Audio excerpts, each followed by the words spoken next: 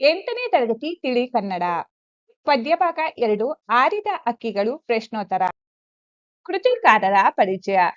ರೋಹಿದಾಸ ವಿಠಲ ಭಂಡಾರಿ. ಕಾಲ 1936ರಲ್ಲಿ ಇವರು ಜನಿಸಿದರು. ಸ್ಥಳ ಉತ್ತರ ಕನ್ನಡ ಜಿಲ್ಲೆಯ ಹೊನ್ನಾವರ ತಾಲೂಕಿನ ಕೆರೆಕೋಣ. ಕೃತಿಗಳು ಕಣ್ಕಟ್ಟೆ ಕಾಡೆಗೂಡೆ, ಕೊಲೆಗಾರ, ಪತ್ತೆ ಆಗಲಿಲ್ಲ, ಹದ್ದುಗಳು ಮುಂತಾದವು. ಪ್ರಶಸ್ತಿಗಳು: ವಾಜೇಂದ್ರ ಶಿಕ್ಷಕ ಪ್ರಶಸ್ತಿ, ಜಿಲ್ಲೆ ಮತ್ತು ರಾಜ್ಯ ಶಿಕ್ಷಕ ಪ್ರಶಸ್ತಿಗಳು, ಶಿಶು ಸಂಗಮೇಶ ದತ್ತಿ ಪ್ರಶಸ್ತಿ, ರಾಜ್ಯ ಸಾಹಿತ್ಯ ಅಕಾಡೆಮಿ ಪ್ರಶಸ್ತಿಗಳು ಇವರಿಗೆ ಲಭಿಸಿವೆ.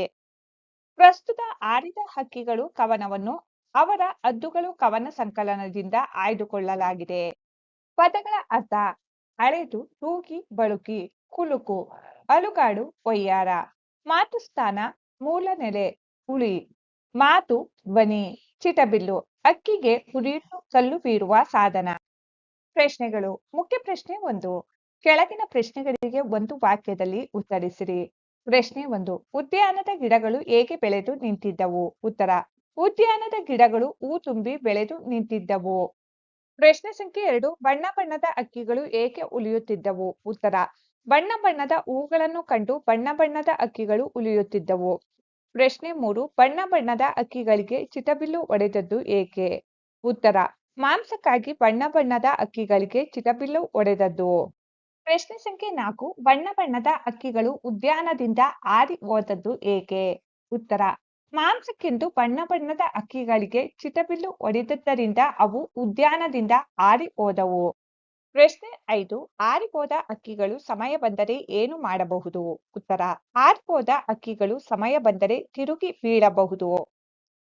ಮುಖ್ಯ ಪ್ರಶ್ನೆ 2. ಕೆಳಗಿನ ಪ್ರಶ್ನೆಗಳಿಗೆ 3-4 ವಾಕ್ಯಗಳಲ್ಲಿ ಉತ್ತರಿಸಿರಿ. ಪ್ರಶ್ನೆ 1. ಕವಿ ಆರ್ ವಿ ಭಂಡಾರಿಯವರು ಆರಿದ ಹಕ್ಕಿಗಳು ಕವಿತೆಯ ಮೂಲಕ ಯಾವ ಸಂದೇಶ ನೀಡಿದ್ದಾರೆ?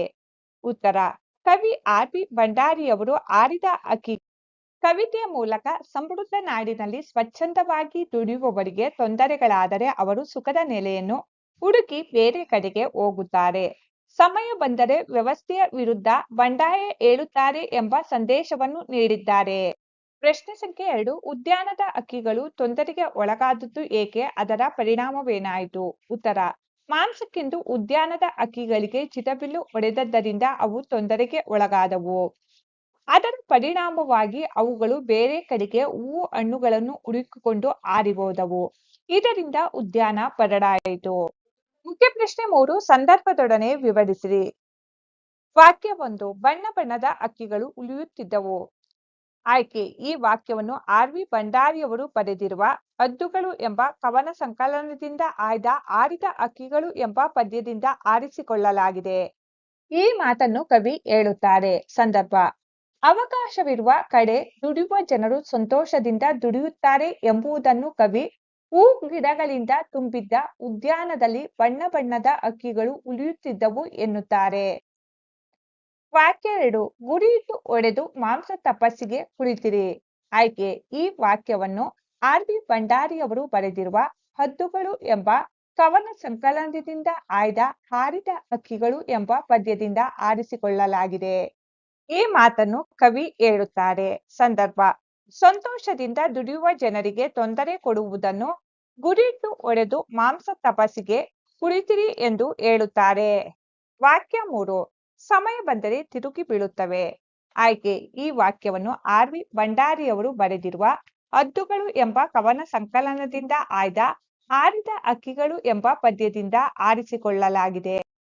ಈ ಮಾತನ್ನು ಕವಿ ಹೇಳುತ್ತಾರೆ. ಸಂದರ್ಭ: ದುಡಿಯುವ ವರ್ಗ ತೊಂದರೆಗೆ ಒಳಗಾದರೆ ಸುಖದ ನೆಲೆಯನ್ನು ಹುಡುಕಿ ಬೇರೆ ಕಡೆಗೆ ಹೋಗುತ್ತಾರೆ ವಿನಃ ತಿರುಗಿ ಬರುವುದಿಲ್ಲ. ಸಮಯ ಬಂದರೆ ಬಂಡಾಯ ಏಳುತ್ತಾರೆ ಎಂಬುದನ್ನು ತೊಂದರೆಗೆ ಒಳಗಾದ ಹಕ್ಕಿಗಳು ಬೇರೆ ಕಡೆಗೆ ಹಾರಿ ಹೋಗುತ್ತವೆ ಮತ್ತೆ ಹಿಂದಿರುಗುವುದಿಲ್ಲ. ಸಮಯ ಬಂದರೆ ತಿರುಗಿ ಬೀಳುತ್ತವೆ ಎಂದು ಹೇಳುತ್ತಾರೆ. ಭಾಷಾಭ್ಯಾಸ. ಮುಖ್ಯ ಪ್ರಶ್ನೆ 1. ಈ ಕೆಳಗಿನ ಪದಗಳಿಗೆ ತತ್ಸಮ ತದ್ಭವ ರೂಪವನ್ನು ಬರೆಯಿರಿ. ಸ್ಥಾನ ತಾಣ, ಬಣ್ಣ ವರ್ಣ, ಅಕ್ಕಿ ಪಕ್ಕಿ, ತಪಸ್ಸು ತವಸು. ಮುಖ್ಯ ಪ್ರಶ್ನೆ 2. ಕೆಳಗಿನ ಪದಗಳ ಅರ್ಥ ವ್ಯತ್ಯಾಸವನ್ನು ತಿಳಿಯಿರಿ. ಗಿಡ ಸಸ್ಯ, ಗಿಡುಗ ಪಕ್ಷಿ, ಅಲೆ ಸಮುದ್ರದ ಅಲೆ ಅಥವಾ ತೆರೆ, ಆಲೆ ಕಬ್ಬನ್ನು ಆಡಿಸುವುದು, ಅಕ್ಕಿ ಪಕ್ಷಿ, ಅಕ್ಕಿ ಧಾನ್ಯದ ರೂಪ ಭತ್ತದಿಂದ ತೆಗೆದದ್ದು. ಹುಲಿ ಆಡು, ಹುಲಿ ಪ್ರಾಣಿ, ಹುಡುಕಿ ಅರಸು, ಹುಡುಗಿ ಬಾಲಕಿ, ಹೂವು ಕುಸುಮ, ಹಾವು ಉರಗ. ಮುಖ್ಯ ಪ್ರಶ್ನೆ 3. ಕೆಳಗಿನ ಪದಗಳ ಕಾಗುಣಿತ ದೋಷಗಳನ್ನು ಸರಿಪಡಿಸಿ ಬರೆಯಿರಿ. ಉದ್ದನ, ಉದ್ಯಾನ, ಗುರಿ ಇಟ್ಟು, ಗುರಿ ಇಟ್ಟು, ಹಕ್ಕಿ ಉಲಿಯುತ್ತಿದ್ದವು, ಹಕ್ಕಿ ಉಲಿಯುತ್ತಿದ್ದವು, ಆ ಹಣ್ಣು, ಹೂವು ಹಣ್ಣು.